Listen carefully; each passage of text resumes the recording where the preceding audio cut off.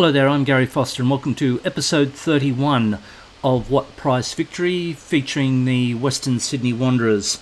And today's episode is a wrap of the 2022-23 season that saw Wanderers not only finish on top of the league ladder in the A-League series, they were also successful in the grand final, which is seen as the ultimate game on the A-League calendar, and we prevailed, I won't say relatively easy, over Perth Glory, but the 3-0 victory was quite conclusive. So as you can see, 11 point gap there between Perth Glory, who were contenders and in a position to overtake us about 5 or 6 games out from the end of the season. But they fell in a hole but managed to finish runners-up, and there was a benefit in that because they missed the elimination semi-final series. But let's go to the post-season wrap. Okay, so just going through the emails here, just confirmation that we celebrated double with the 3-0 win over Perth Glory. Perth Glory manager is obviously not happy. I've entered the Asian Roll of Honour with that win, so that's quite good. Consecutive A-League finals wins for Wanderers, as you may or may not recall. We won the title last year for the first time. I've pleased the board finally. They've come around to being friends with me. We've had a rather protracted sort of season. Tedic, who's on loan from me from Manchester City, he's been one of our form players. The post-match grand final, look, I'll send the assistant, and we've got some collective bonuses to pay out. Okay, so here we are with the animation of the end of season review for the Wanderers. The new arrivals that came in was Kon Tamaruscov, a loan in from Leeds, 31 appearances, 29 goals. Excellent return in the poacher's role. And Slobodan Tedic on loan from Manchester City with 22 appearances and 17 goals. So Tamaruscov and Tedic were our standout players. J-Bag Julio was a transfer in from Crystal Palace, and he was rock solid in the middle of the back four. Rory Bryan, who was an emergency goalkeeper signing, he came in 4 appearances, but only as an emergency backup, and the jury is out as to whether or not we're going to keep him on for next year. The transfers out were pretty standard ones. Mason Fernandez was a young player who, although getting the goal of the year last year, he couldn't really crack it. Ziggy Gordon, he got cranky with me, so I ended up selling him, and he went back to Poland. Daniel Wilmering, he was one of those borderline could have been players, but it just didn't work out for him. And considering he's on the left side of the field, I kind of wish I had him now, because I'm in the market for a left-sided defender, and Tomer Hamed went back to Israel, being our top scorer. And so the season's results, how it unfolded, just confirmation of the introduction, a B- from the board, so thank you very much. So 2 fingers in their general direction. So Western Sydney Wanderers on top with 61 points. As I mentioned, Perth Glory came second, 11 points behind us, but they actually 5 or 6 games out, they did have an opportunity to challenge us and even overtake us with a game in hand, but they fell in a heap. Melbourne City, the Mariners, Melbourne Victory and Western United, they were pretty clear cut for the rest of the semi-final makeup. So there are some competition results there, but I'll go through them in a little bit of detail later. Biggest win was in the FFA Cup over Kapalaba. They were a Queensland Premier League side, so the interesting thing was there that we were 9-0 up at half time, and we only got a goal as a goal in the second half in injury time. Much to remember. I don't necessarily agree with that, where the Wanderers went away to Melbourne City and we beat them 2-0. I think there were other good games, and Therese got the goal of the season in the A-League final, which was a daisy cutter from him. Financially, we're not great. Down slightly in broadcast revenue. And also down very slightly in hospitality. That broadcast revenue surprises me a little bit, but maybe that's just the sign of the times. All the other revenues seem to be on the upward trend. Sponsorship was up, as was competition prize money and match day revenue. So reasonable financial position. Now, for those that have followed the save, this would come as no surprise as the lineup that we had. The standard lineup that I had evolved from the beginning of the game, where I played 4-3-3 wide, and it changed into 4-2-4 wide because it just seemed to suit our style. And with the two strikers up front, they caused havoc. So Mejias was in goal. Traore right, Bagulio and Dugarkovic, who's got his cranky pants still on with me because I'm playing him there. But as you can see, he rated quite well. Bacchus and Metcalf in the middle. Our wide attacking players of Therese and Abini also played really well, and Tedic and Tamaruskov up front. So no real surprises there. That was our most successful formation. Okay, so coming into that, we got the Manager of the Year award, which I guess is no surprise. The Fans Player of the Season was Bernie Abini, who's been a fan favourite for a couple of years. The Young Player of the Season, Slobodan Tedic. No real surprise there, although there are younger players in the squad, but I guess he caught the eye with all the goals. Bagulio was the signing of the season, well, considering I only made 2, it's not a great commendation. Goal of the season was Therese in the grand final. Top scorer Kontamaruskov, another 23-year-old striker with 29 goals. Beanie with a ton of assists, and also Player of the Match awards, and he had the highest average rating of 7.8. Connor Metcalf in the midfield did the business for us. Competition awards. Our national youth player was Ali Orgla, who scored a lot of goals in our pre-season, and it's a shape of things to come. So I'm looking forward for big things from him, whether it's in a striker's role or wide attacking. And Slobodan Tedic was the A-League Player of the year, and Kontamaruskov got the Golden Boot. So pretty impressive performance all around. The record breakers, look, there's a lot of nominations there for the season. We don't need to go through all those. So history in the making was that we had back-to-back A-League premierships, and things are looking reasonably well for the Wanderers for the next season. So if we finish that, and we'll just quickly go through these emails. There's a couple of young guys away on under-20s duties. A new defensive record. 3 games without conceding is a new team record. That was during the final series. Record number low of defeats. So we only lost 3 times, which was quite impressive. Inductees into the Hall of Fame. It's interesting that Ziggy Gordon's in there, seeing as he was a little bit cranky with me, but Tamaruskov has made his way in.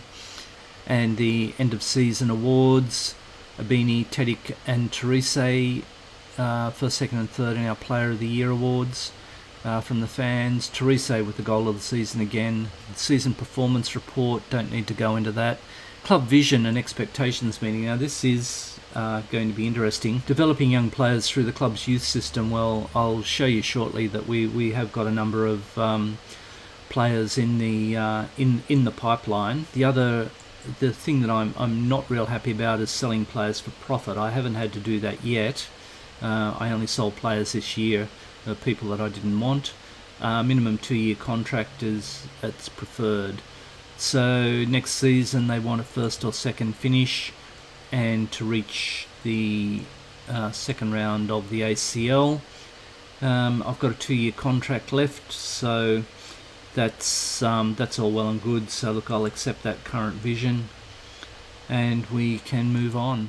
Okay, so we're about to have our end of season team meeting, and we'll discuss our plans for next season.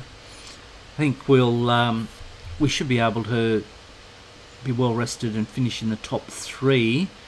The other options there, but I think if we go with the top 3, and they're all well pleased with that, so I'll give them a yay team, and that's the reaction I was after.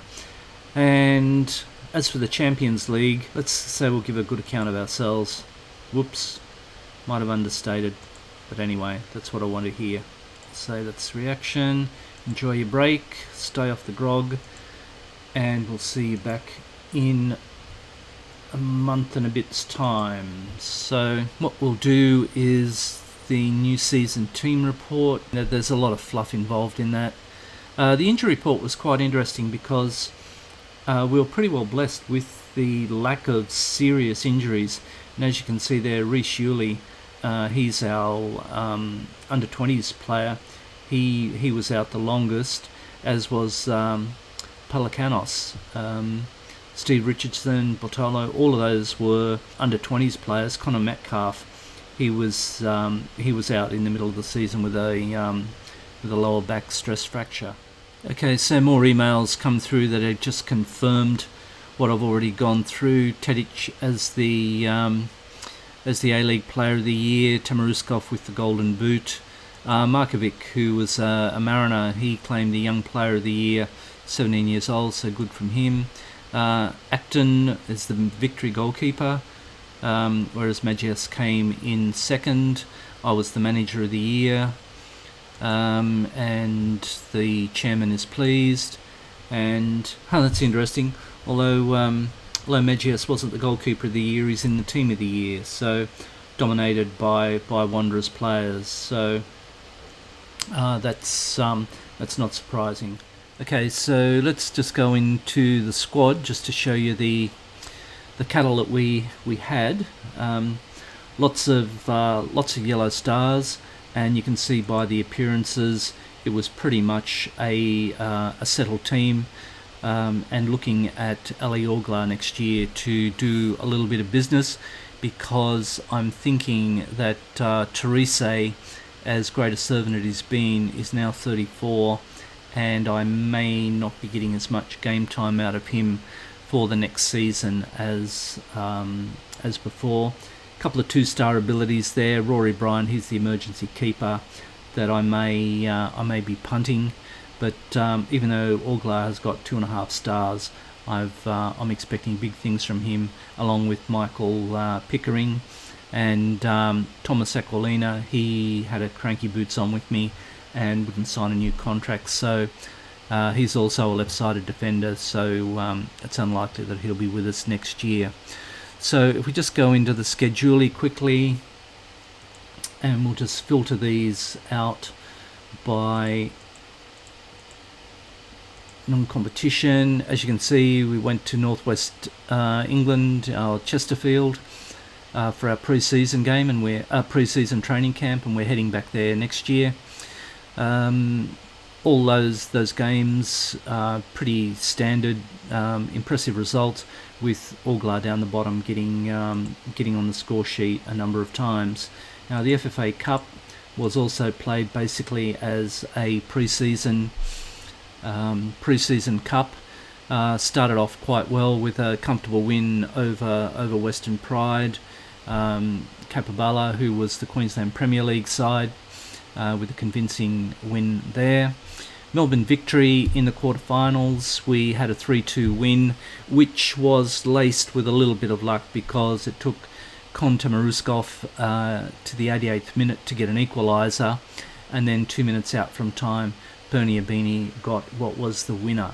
XG and shots on goal, and that would suggest that we were the better team, but it's on the scoreboard that's important, so we were a little bit lucky to get through that. Set us up for a semi-final against Melbourne City, and the 1-0 win from a spot kick is probably a little bit flattering to Melbourne City because we played all over the park, played them all over the park with shots and possession, but we just couldn't get it into the net. So 1-0 was once again probably a scoreline that wasn't reflective of the play, and then a 2-1 win over MacArthur in the final, looking at going into extra time, but Slobodan Tedic with a injury time winner. So that was fortunate. The A-League regular season probably needs not much of a review. Wanderers got out of the blocks pretty quick. Some solid wins, 5-2, 5-0. I think for my game of the season was the back-to-back victories over our Sydney rivals, 5-1 and 5-0. So for me, they were the two games of the season, and the 5-0 game was perhaps the most satisfying because we beat our rivals and we put the championship in our back pocket because we weren't able to be chased down with that 5-0 victory, as Perth then had spluttered, even though they had beat us a couple of weeks before, just to make it a little bit more interesting. But anyway, that was the A season regular. Looking at Champions League now, I think. Oh no, the A-League final. Well, we pretty much know what happens there. 2 relatively comfortable wins over Central Coast Mariners in the